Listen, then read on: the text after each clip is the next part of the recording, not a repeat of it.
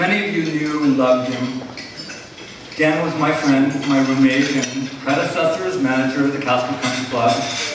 I've often thought of Dan over the last 3.5 years since his passing, and many times I have thought, in that sometimes somewhat self-pitying mode that we alcoholics are prone to, that he never had to go through any of this.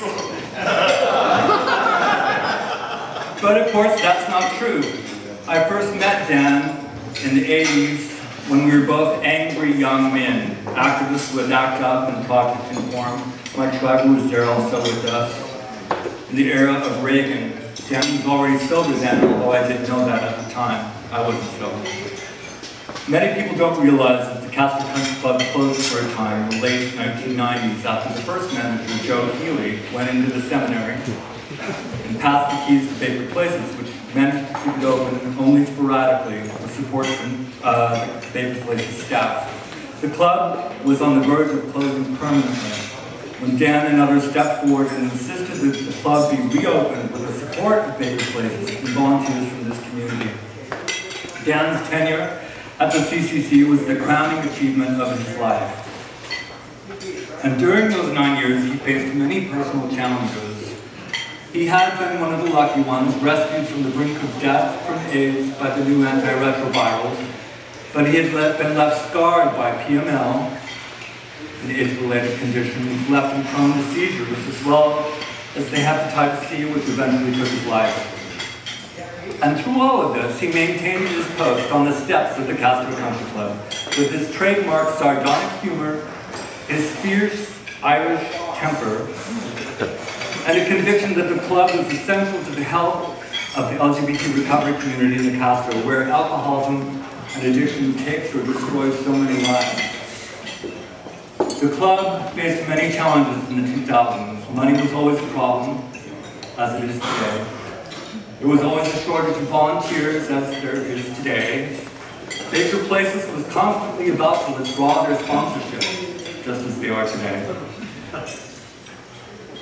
There was sporadic internecine warfare within the community back then over policies and directions of the club, from what flavor of coffee we served to how the furniture was arranged, just as there is today. And why would we expect anything different from the LGBT recovery community? We're a non-profit organization. But through it all, Dan had the personal touch that I admired so much, the patience and tolerance to listen to every single person who walked up on the steps and often onto his sofa. Oh, honey, he would say. Sometimes he had to kick people out of the club, as I do, but he never gave up hope on anyone. He would be so proud today to see some of the people who have put together some time and who have embraced the principle of service, people who struggled during his lifetime, people like Jason K., Justin W., Ron C., and of course, Rick West. If Ron C. was Dan's right hand, Rick West was his left, and a part of his chosen family. Rick first met Dan when the club was reopening just before 9/11, and he jumped in with both feet. He often filled in for Dan when Dan kicked a shoe, as Dan would say. Rick was one of the rocks that Dan could always rely on to keep the club running, staffed and stocked, clean and safe. Rick helped to write the first mission statement for the club and served on the first advisory board. He was sometimes called the bouncer for kicking people out, some of whom, he likes to point out now, later become some of our best volunteers.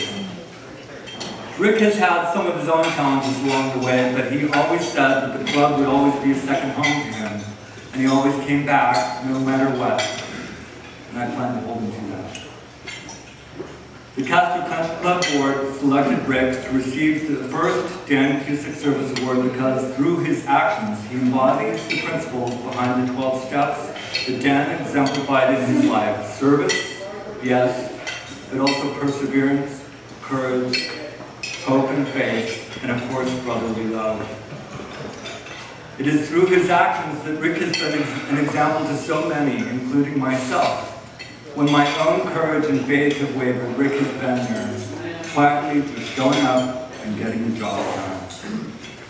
Rick is truly one of the unsung heroes of our community, and it gives me great pleasure to present him with the Band Music Service Award. Please join me in thanking Rick.